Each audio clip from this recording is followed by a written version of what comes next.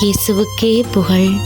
இயேசுவில் பிரியமானவர்களே, இன்று நம் ஆண்டவர் 2 தீமோத்தேயு 4ஆம் அதிகாரம் 12ஆம் வசனத்தினூடாக இவ்வாறு நம்மோடு பேசுகின்றார்.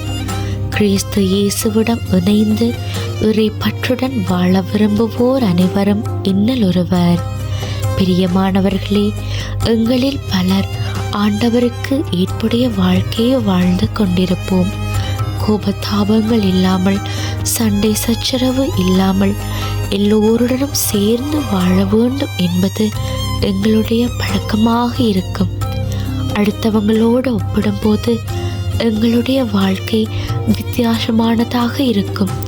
ஜெபிக்கிறது, பைபிள் வாசிக்கிறது, தவறாமல் திருப்பலியில் பங்கு பெறுறது, இப்படியாக எங்களுடைய வாழ்க்கை ஆண்டவருக்குள்ளாக இருக்கும்.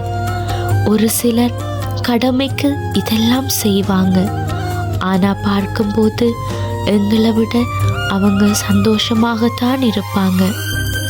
அவங்க உலக காரியத்துக்குள்ள வாழ்ந்து அதில் சந்தோஷம் அடைகிறவங்களா இருப்பாங்க. ஆனால் நாங்கள் அப்படி அல்ல. ஆண்டவருக்குள்ள நாங்கள் மன மகிழ்ச்சியாக இருக்கணும். பைபிளில் அநேகர் இருக்கிறாங்க, இயேசு ஆண்டவரோடு இணைந்து வாழ்ந்தவங்க. அவங்க எல்லோருமே கஷ்டப்பட்டாங்க, பாடுபட்டாங்க, ஆண்டவருட நிமித்தம் துன்புறுத்தப்பட்டாங்க.